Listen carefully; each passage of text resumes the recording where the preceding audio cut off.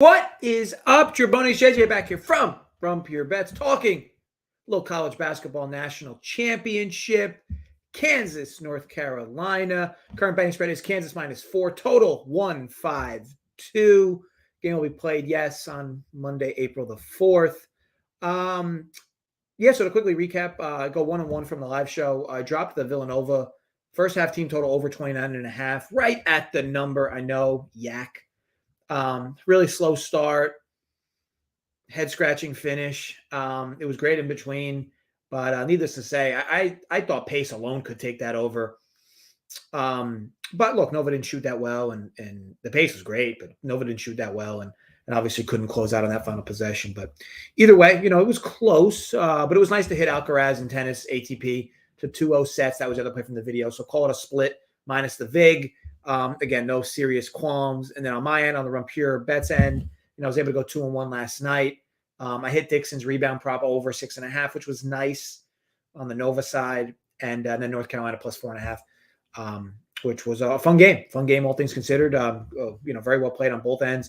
But yeah, nice to see North Carolina kind of grab that win. But yeah, so here, Kansas, North Carolina. And now I'll be honest, I bet North Carolina, but I think Duke would have been a better matchup here overall for quite a few reasons. But either way, the numbers are what they are, right? And Kansas is a 4-point favorite here. And Kansas has kind of felt like a juggernaut, right? And as a lot of you know, my dad's very heavy on them from a future perspective.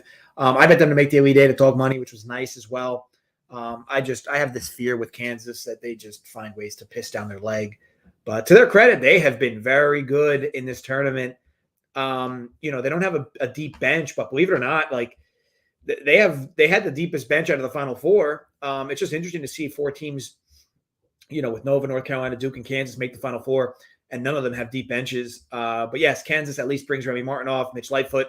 So they do have guys or bodies that are definitely decent that come off the bench. But here with North Carolina, Kansas, so it's an interesting matchup, right? Both teams are, of course, going to want to run. Kansas definitely likes to move a little faster. That's why this total is what it is, right? A robust 152.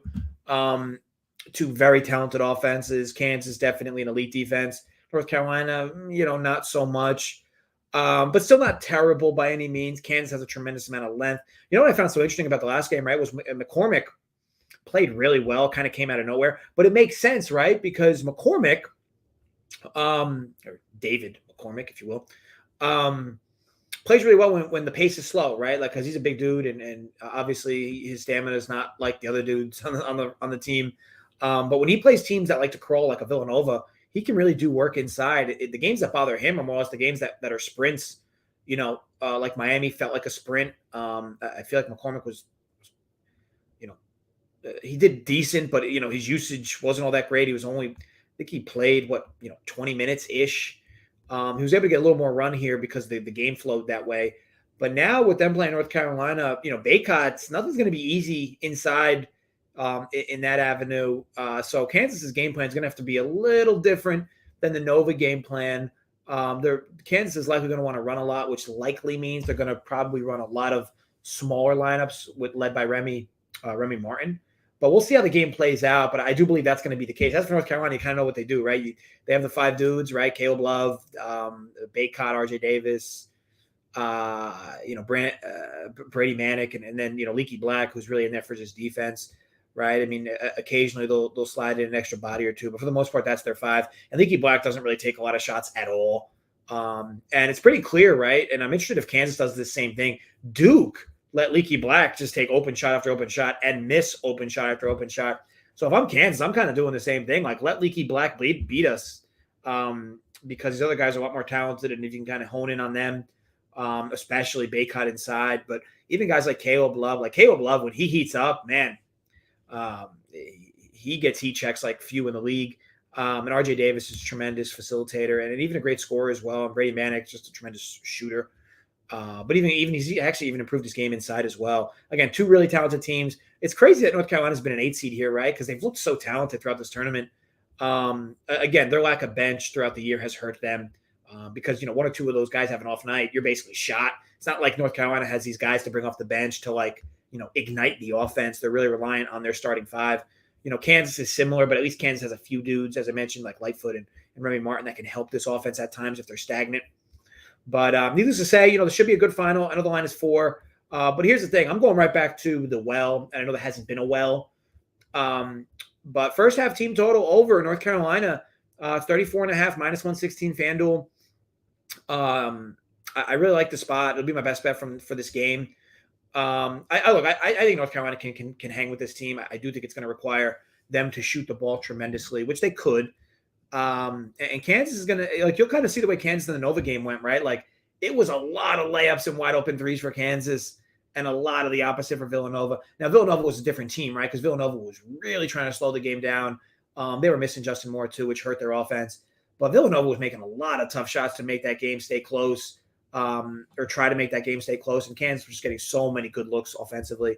You might get a similar thing here on this end, but North Carolina's still at least a fully healthy team. A little scare, right, with the Baycott injury or almost injury, but he still hung through. I just think, Kansas has been a little lax defensively and early in games. And you even look at the Villanova game, I would argue the game started, Nova started like shit. They had 2 points with the first 6 minutes of the game. And they still were a possession late in the game where they could have went over their number.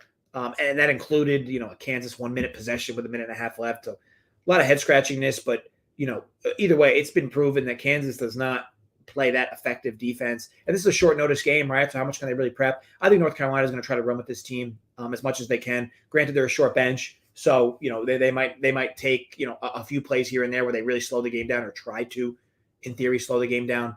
But, in all due respect, I think that this game likely plays like a very fun back and forth.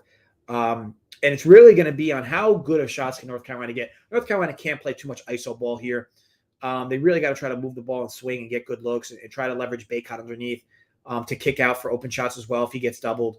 Kansas, it's a little easier for them, right? They have elite athletes everywhere, so they move the ball pretty well. So you're gonna see probably a lot of easy baskets for Kansas throughout this game. But North Carolina is nobody to mess around with, and we kind of knew they had the talent, but could they string it together for 6 straight games? Tell you this, they've done it for 5 straight games. So interestingly enough, we'll see how it goes. And they haven't really been like super tight either. Like the Marquette one was a blowout. Baylor, they won practically wire to wire, and they kind of like hiccuped at the end of the game, which went to overtime. They still won. UCLA was another one of those games where it was felt like a wire to wire win.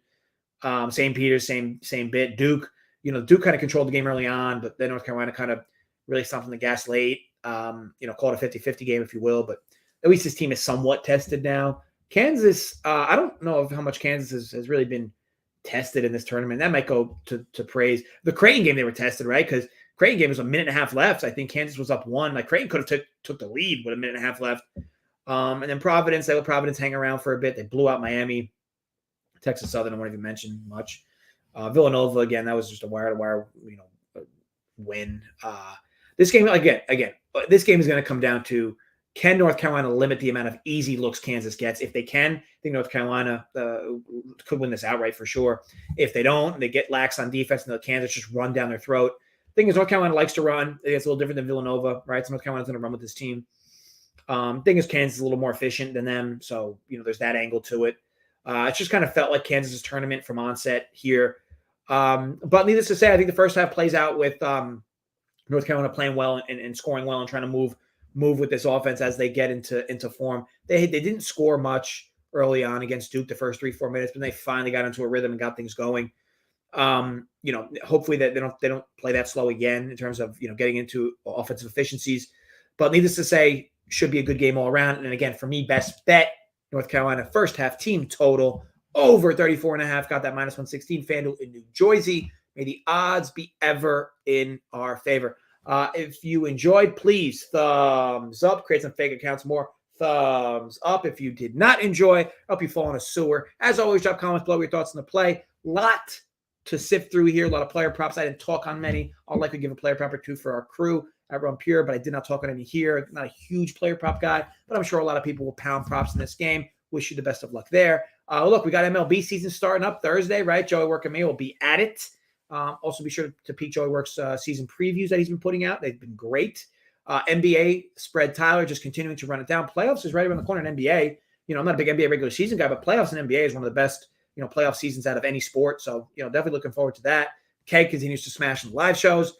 The soccer show should debut this Saturday upcoming with D. Rubio and Yami. So look forward to that as well. So yeah, a lot of good things going on. Check us out at runpurebets.com, see what we're all about. But until then, be sure to gamble responsibly, stay safe, and run pure, folks. We'll see you next time.